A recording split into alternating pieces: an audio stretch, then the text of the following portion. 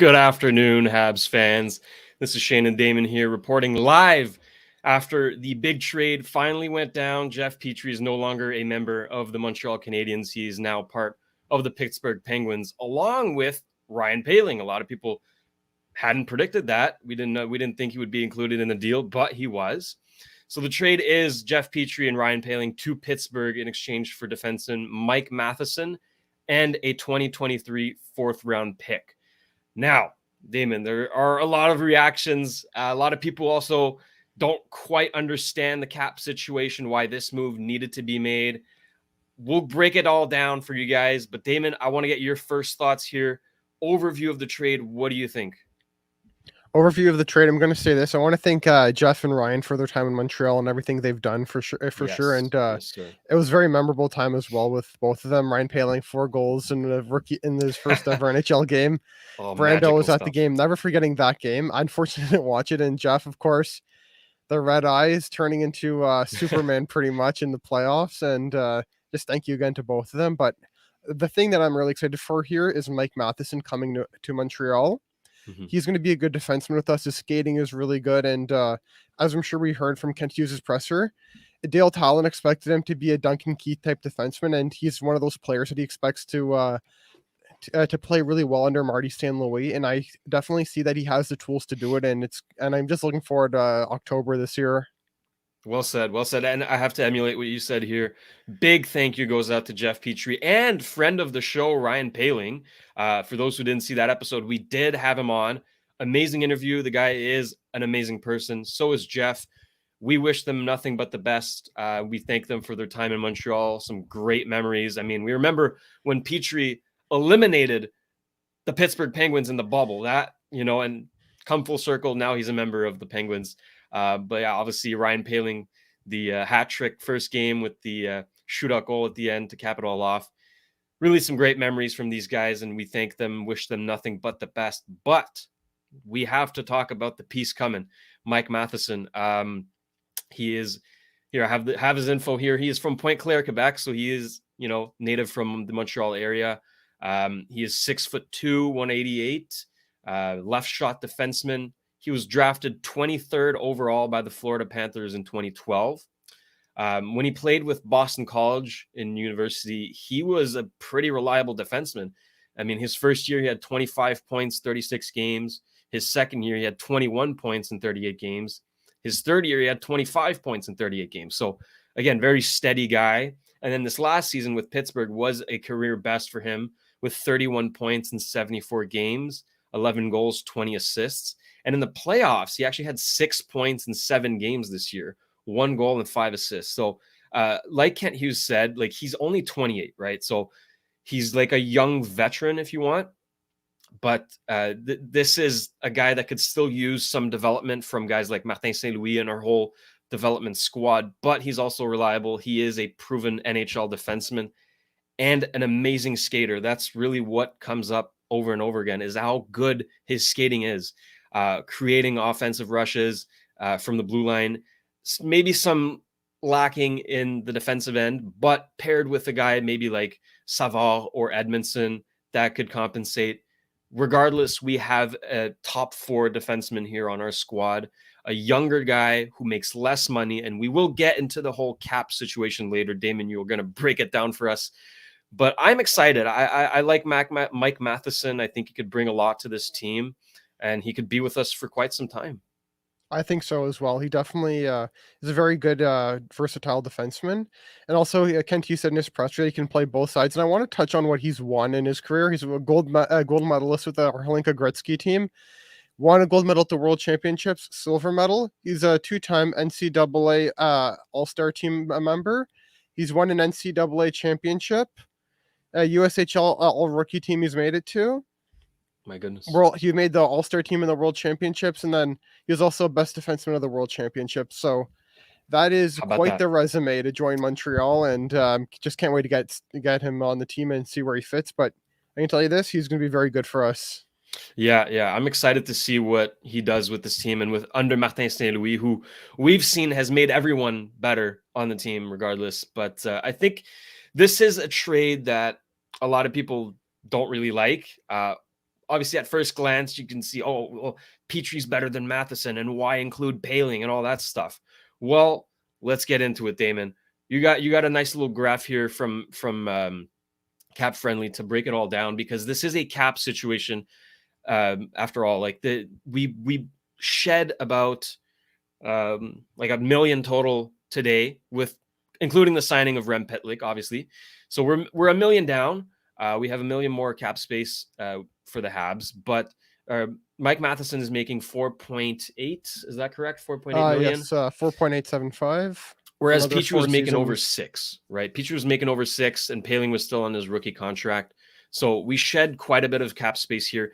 And it's important to remember, we did not retain salary. That's something Kent Hughes was adamant about. He did not want to retain any salary on Jeff Petry, and that's just the case. Now, if we look at trades that happened recently, Ryan McDonough, Brent Burns, Max Pacioretty all went for basically nothing because the team didn't want to retain salary. The team wanted to dump their cap. We actually got something in return.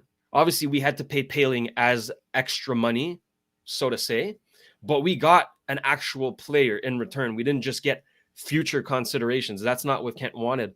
So, all in all, if you consider just how much cap space we moved, I think this is a pretty good deal.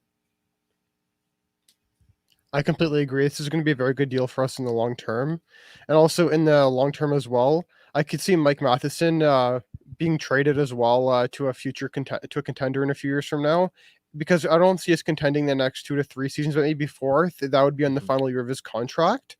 But in the next 2 to 3 years, depending on how long the rebuild goes, I definitely expect Mike Matheson to get us some good value. And his game is still aging well, and he's, of course, still playing really well. And also, his leadership is going to be very good, and it's going to leave a lasting impact on our young players, such as Justin Barron and Jordan Harris, who should be on the team from day one. Well said. Well said. So if we want to emulate a bit of what Kent said in his presser, for those who didn't watch, it's available on Twitter and YouTube on the Habs platform. I recommend it, but he said some pretty interesting stuff. The thing that jumped out to me the most was how good of a person Mike Matheson is. Kent said it over and over again, how good he is. And obviously he knows him pretty well, since Mike Matheson was a client of his, and he's been following him since like midget, I think he said, like midget AA or I forget, but he's known him for quite some time. So to see that Kent really wanted him that bad goes to show that there's something there. Okay. We didn't just get nothing for Petry and Poehling. It hurts. Obviously we didn't want to lose them, but at the end of the day, we had to lose them. Okay. Petry did not want to play here. His whole family situation, whatever. We won't get into that, but he needed to play in the States. Poehling, we had to move him. Not only do we have 4 NHL centers already, which would put him in a position where he's playing in Laval most of the year and only coming up for injuries, right? So for his betterment, like, he's going to have a better career over in Pittsburgh than if he were to be a fringe 4th liner with the Habs, unless we move Dvorak, but it's not looking like it. So all in all, like, at first, this might be a rough trade to look at, but it makes complete sense. I completely agree. And I want to touch first on Mike Matheson as a good human being. I can tell you this. I know for a fact he is. Just a quick little story. My cousins were at the airport flying down to Florida for a summer vacation, and they noticed that there was someone with a lot of hockey gear on their plane. And my younger cousin went up to him and asked him, "Are you an NHL player by any chance?" Or, "Sorry, if not." He said, "I am. I'm Mike Matheson." And he actually got Mike Matheson's autograph, and he got to meet Mike Matheson as well, and they were on the plane together. And he told me Mike Matheson was a really nice human being, and I'm really happy to see that he's now in Montreal. Yeah. Oh, that's great to hear. And Kent also spoke with Chris Letang, who was a former client of his, before making the trade, asking him about Mike Matheson, like what kind of teammate, what kind of player he is. And he said Letang was actually devastated to see him go.